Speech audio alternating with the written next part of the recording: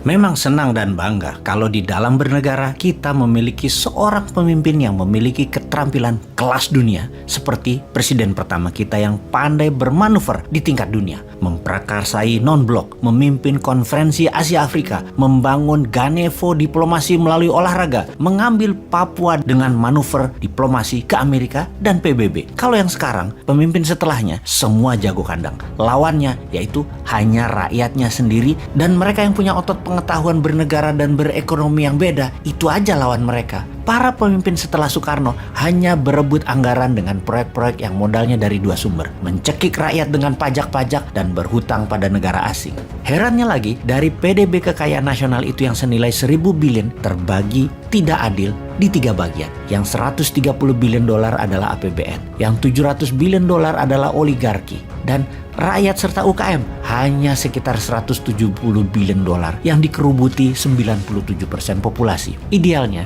harusnya 50-50 lah antara oligarki dan UKM-nya. Bukan sekarang 80 oligarki, 20 UKM. Ketimpangan begini sulit akan lepas selama pemimpinnya tidak kelas dunia, masih berkutat-kutat di dalam negeri. Main seperti Xi Jinping lah sesekali. Ingat 40 tahun yang lalu Tiongkok itu lebih miskin dari Indonesia, jauh kaya Indonesia itu. Sekarang kita bisa-bisanya kagum dan taat pada Tiongkok itu. Bagaimana ya kok bisa gitu?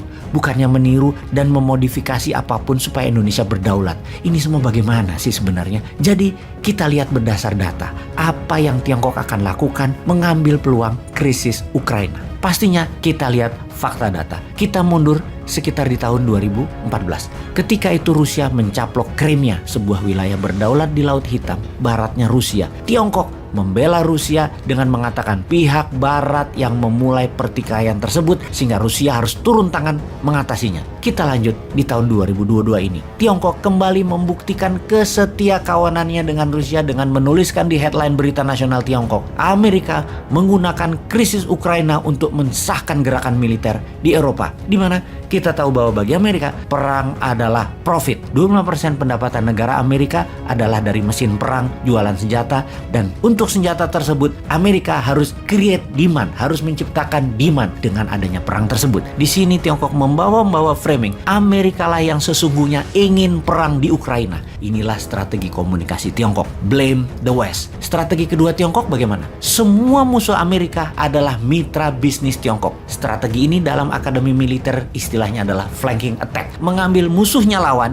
sebagai teman. Misalnya negara Iran, Korea Utara, Rusia, Turki, negara-negara Amerika Latin dan Afrika. Semuanya sekarang menjadi mitra dagang Tiongkok. Kita akan bahas tentang strategi flanking attack ini di serial berikutnya. Strategi ketiga dari Tiongkok ini yang paling penting, yaitu Tiongkok menjadi punya template yang sama ketika kita mundur di tahun 1962. Peristiwa perang Teluk Babi di Kuba, di mana Amerika masuk ke Kuba, menginvasi Kuba, di mana Soviet kala itu akan memasang hulu ledak nuklir di sana yang dengan mudah akan sampai ke daratan Amerika jika hal ini terpasang. Invasi Amerika ke Kuba itu berakhir gagal, namun perang dan pendaratan serta invasi dilakukan oleh Amerika. Ketika mata dunia sedang fokus ke Kuba, pemimpin besar Indonesia Pak Karno ke Amerika bernego untuk ambil balik Papua dari Belanda, dan Amerika mendukung penuh dengan memberikan hak vetonya di PBB. Di tahun 1963, Operasi Mandala membebaskan Papua Barat pun dilakukan setelah mendapatkan go ahead dari Amerika.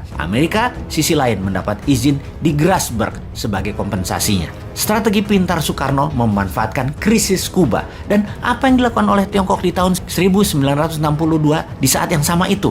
Apa yang terjadi? Tiongkok serang India. Jadi strategi ketiga Tiongkok pada saat krisis Ukraina menjadi perang Ukraina kemungkinan besar adalah benar, menyerbu Taiwan. Dan jika itu benar terjadi atau mendekati terjadi, apa yang dilakukan pemimpin besar Indonesia Tuan Lord akan lakukan? Ambil balik Timur Timur, printing money berbasis proyek untuk membangun 50 kawasan ekonomi khusus, atau tetap wondering what happened, teuing aya naon di dunia, nu penting mah proyek urang mah jalan.